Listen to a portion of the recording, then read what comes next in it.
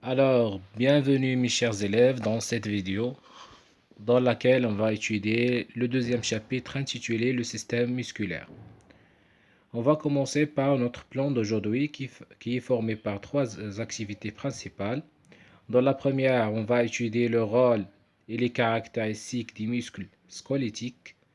Puis, on va étudier dans la deuxième activité la structure du muscle squelettique et on va terminer notre vidéo d'aujourd'hui par la protection, les moyens de protection du système musculaire. Tout d'abord, il faut savoir que notre système musculaire est formé de plusieurs types de muscles. Donc, on compte plus de 60 muscles qui se trouvent dans tout le corps. Et on va voir dans cette vidéo, Inch'Allah, les types de muscles qui nous constituent notre organisme. Donc, dans cette vidéo, on va essayer à répondre à trois questions. Premièrement, quels sont les différents types des muscles? Quelles sont les propriétés des muscles squelettiques? Donc, dans ce cours-là, on va s'intéresser à l'étude des muscles squelettiques, العضلات الهيكلية. Comment peut-on protéger notre appareil musculaire? Donc, on va commencer par la première activité, qui est le rôle et les caractéristiques des muscles squelettiques. Donc, premièrement, quels sont les types de muscles? Donc, l'appareil des muscles est formé par l'ensemble des muscles de l'organisme. Ces muscles sont des organes actifs du mouvement. C'est pourquoi on dit que l'appareil musculaire est un appareil moteur. Il existe généralement trois types de muscles. Les muscles squelettiques ou bien les muscles rouges, les muscles viscéraux ou bien les muscles blancs, et enfin le muscle strié cardiaque, c'est-à-dire le muscle de notre cœur. Donc, on va commencer par les muscles rouges ou bien les muscles squelettiques. Donc, ce sont des muscles rouges car ils sont fortement irrigués par les vaisseaux sanguins. On peut aussi les appeler les muscles squelettiques car ils sont rattachés aux os du squelette. On peut les appeler aussi les muscles volontaires car ils sont commandés par des mouvements volontaires ou bien par le cerveau. Par exemple, le biceps et le triceps, ce sont des muscles du bras. مثلا مثال لعضلات هيكلية عضلات ثنائية الرأس وعضلات ثلاثية الرأس للذراع. Donc vous voyez ici un schéma qui représente un type de muscle squelettique. Donc comme vous voyez ici, comme vous remarquez dans le schéma ici, donc vous remarquez qu'il y a des muscles qui sont rattachés euh, au squelette par les tendons, l'autar. Donc en avant, dans notre bras, il y a le biceps, عضلة ثنائية الرأس, et en avant, ou en arrière, pardon, il y a un muscle triceps, عضلة ثلاثية الرأس. Le deuxième type, ce sont les muscles blancs, car, car ils sont de couleur blanche, ou ils sont appelés aussi les muscles involontaires, car ils ne sont pas commandés par le cerveau, mais par la moelle épinière. Par exemple, les intestins, l'estomac, etc. Concernant le troisième type, ce sont les muscles cardiaques. Donc, ils sont rouges et involontaires. Donc, il y a une commande euh, involontaire euh, pour le cœur. Donc, on va commencer, ou bien on va s'intéresser dans notre vidéo, ou bien dans notre cours à l'étude des muscles squelettiques. On va citer comme exemple les muscles du bras et on va voir les mouvements de flexion et d'extension. حركات الثني والبسط للذراع. Donc lors de l'extension de l'avant-bras, la palpation nous montre que le biceps s'allonge et devient plus mou. Et il se décontracte alors que le triceps donc se raccourcit et se durcit. Donc il se contracte. Le triceps est un muscle extenseur. Donc عند ثني أو عند بسط الذراع بسط عضلات الذراع نلاحظ بأن العضلة ثنائية الرأس تتمدد وتصبح رخوة، والعضلة ثلاثية الرأس التي توجد خلف الذراع تصبح أكثر صلابة وتتقلص.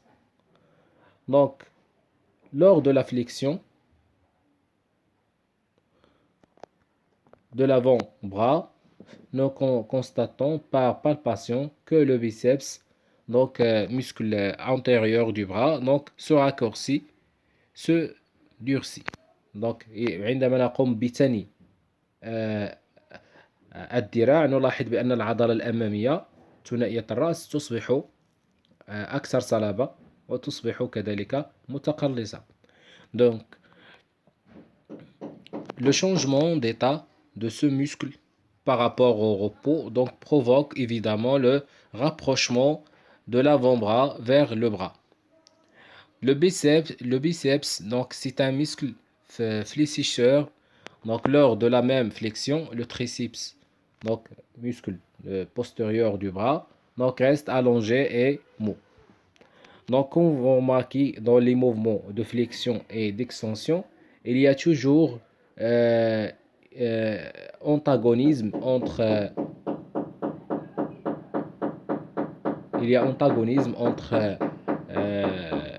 le triceps et le biceps. Donc lors de la même flexion, donc le triceps, muscle postérieur du bras, reste allongé et mou. Et il est en relâchement aux décontractions. Donc ainsi la seule flexion du bras met-elle en jeu deux muscles opposés ou bien antagonistes. Donc العضلة ثنائية الرأس وعضلة ثلاثية الرأس للذراع كنسميهم عضلات متعارضة. Donc muscles opposés ou bien antagonistes. Donc le biceps donc contracté et le triceps décontracté, ces deux muscles agissent donc de façon coordonnée pour permettre ce mouvement.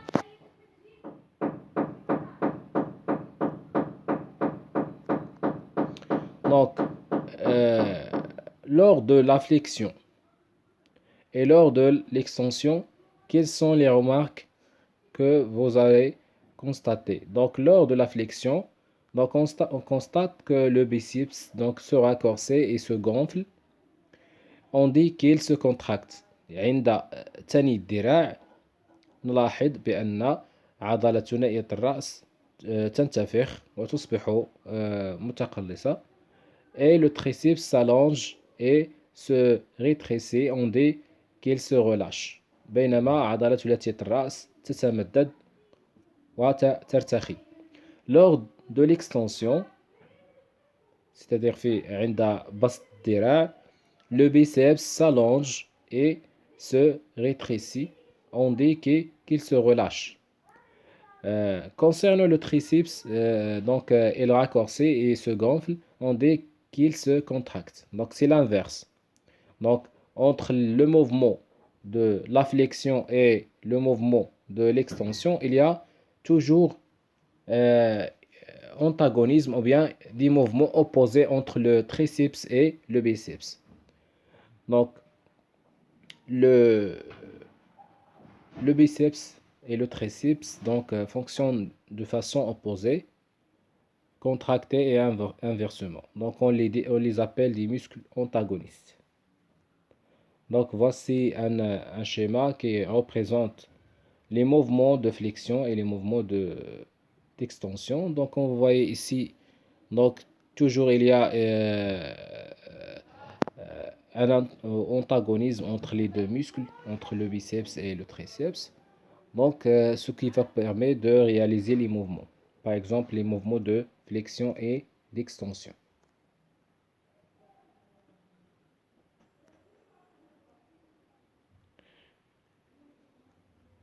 Donc, passons maintenant à l'étude des propriétés des muscles. Donc, concernant les propriétés du muscle, donc, il y a quatre propriétés, mais on va s'intéresser uniquement à trois propriétés. Donc, premièrement, il y a l'élasticité, le morona, l'excitabilité, l'ihtiyagia, et la contractilité, al-qalosiyya. Donc, concernant l'excitabilité et la contractilité. Donc, l'étude de ces propriétés se font sur une grenouille dont l'encéphale et la moelle épinière ont été détruites. Il les qualifie de décérébrés et démodulés. Donc, هذه التجربة توجد عند ضفدعة مخربة الدماغ ومخربة النخاع الشوكي. Donc, si nous piquons le muscle gastro-snémien, donc à l'aide d'une aiguille, monte. Donc, on observe un raccourcissement du muscle qui entraîne une flexion du pied. La piqûre, a excité le muscle et a provoqué une contraction. Donc, le muscle il est excitable et contractile. Donc, voici l'état du muscle au repos. Et voici l'état du muscle après l'excitation. Donc, après l'excitation, vous remarquez qu'il y a un raccourcissement du muscle et le muscle devient gonflé. On dit que le muscle donc, se contracte. Donc, le muscle il est caractérisé par la contractilité, le callosien. Donc, le fait que le muscle donc, a réagi au stimulus, donc cela montre que le muscle il est excitable. Donc, concernant l'élasticité, le montage suivant permet de mettre en évidence l'élasticité du muscle de la grenouille. Donc, une petite masse inférieure à 50 grammes pour ne pas léser le muscle, placée sur le plateau provoque un léger allongement. La masse retire, le muscle reprend exactement sa longueur initiale. Le muscle donc il est élastique. Donc كما تلاحظوا في هذه العدة التجريبية في هذه التجربة voici la longueur initiale du muscle الطول الأصلي للعضلة والطول بعد وضع كتلة لا تتجاوز 50 جرام. donc نلاحظ بأن العضلة تصبح أطول وعندما نزيل هذه الكتلة تعود العضلة إلى حجمها الطبيعي. donc on dit que le muscle il est élastique مرنة يعني كترجع للطول الأصلي ديالها عند إزالة القوى المسببة في تمددها. donc le bilan, donc il faut savoir quelques notions très importantes.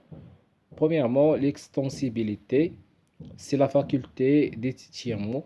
C'est lorsque les fibres musculaires se contractent et elles raccourcissent lorsqu'ils sont relâchés. On peut les étirer au-delà de la longueur de repos. Concernant l'élasticité, si on l'étire un muscle, celui-ci tend à revenir à sa longueur initiale par simple effet élastique sans utilisation d'énergie. Concernant l'excitabilité, c'est la faculté de percevoir un stimulus extérieur. Donc, concernant la contractilité, c'est la capacité d'un muscle de se contracter avec force en présence de la stimulation d'une stimulation externe ou bien interne. Passons maintenant à la deuxième activité dans laquelle on va étudier la structure du muscle. Donc, concernant le muscle squelettique, sont essentiellement composés de fibres musculaires, des cellules filiformes d'une longueur moyenne de 3 cm et qui peuvent atteindre jusqu'à 50 cm, groupées par vaisseaux abondamment, euh, abonda- abondamment vascularisés. Donc, ces cellules contiennent de longues fils appelés les myofibrilles. Donc, on voit dans ce schéma-là, donc notre muscle il est formé par des faisceaux de fibres musculaires. Donc, chaque fibre musculaire elle est constituée de ce qu'on appelle une cellule musculaire. Donc, voici un schéma qui représente mieux la constitution ou bien la structure d'un muscle. Donc un muscle rouge ou bien squelettique, il est formé d'un petit élément appelé la cellule musculaire ou bien le fibre musculaire. Donc ces fibres musculaires donc, sont réunies en faisceaux musculaires dans le muscle. Donc il y a aussi des vaisseaux sanguins pour alimenter ou bien approvisionner le muscle et les cellules musculaires. La coupe transversale au niveau du ventre montre qu'un muscle est un assemblage de faisceaux dans lequel se ramifient les vaisseaux sanguins et les nerfs. Donc vers les extrémités, donc les vaisseaux musculaires se regroupent en formant des tendons résistants et élastiques.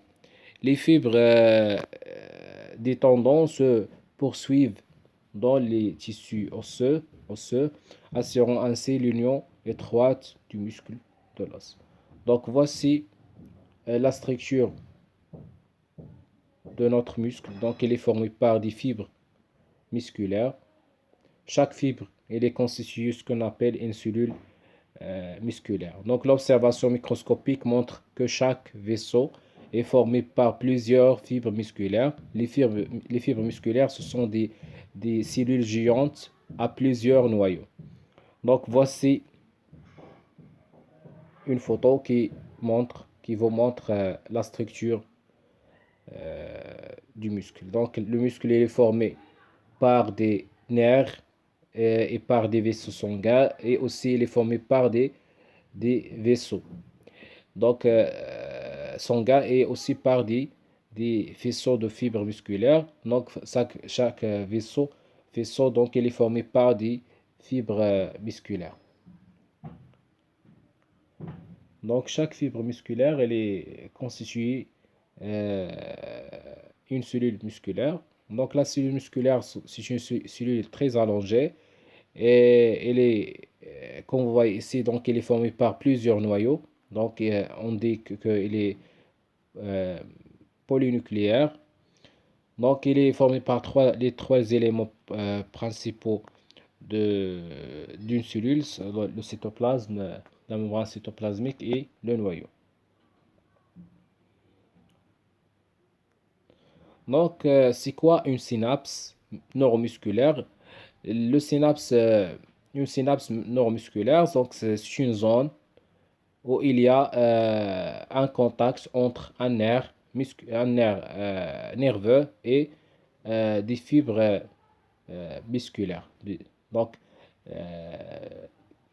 la synapse neuromusculaire, donc c'est une zone où il se rencontre une fibre musculaire, un nerf musculaire ou bien une fibre nerveuse avec plusieurs fibres musculaires.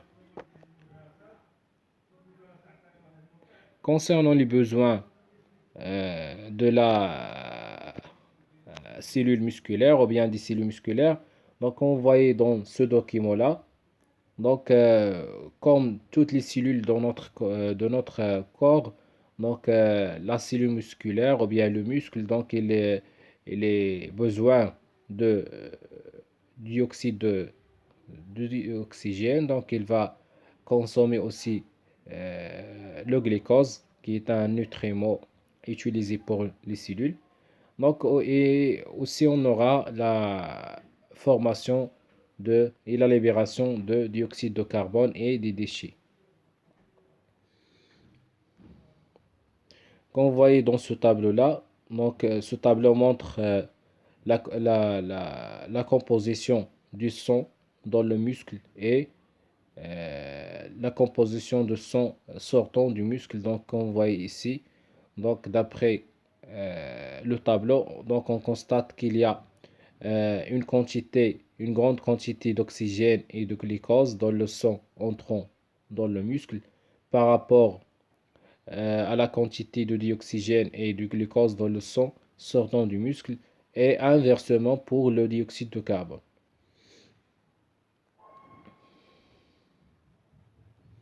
Donc, voici un graphique qui représente le débit sanguin au niveau du muscle au cours d'un effort physique ou bien d'un exercice physique et au repos. Donc, comme vous voyez aussi dans le graphique, donc, on constate qu'il y a un débit sanguin très élevé au cours de l'effort et par rapport au repos. Donc, cela s'explique par le fait que les muscles, donc, ils ont besoin au cours de l'effort de plus de nutriments et plus de d'oxygène. Donc, en revanche, on sait que les muscles et les organes en général donc, consomment plus d'oxygène et du glucose au cours de l'exercice physique par rapport au repos. Donc, les muscles ont besoin davantage de sang pour fonctionner lors d'une activité physique intense.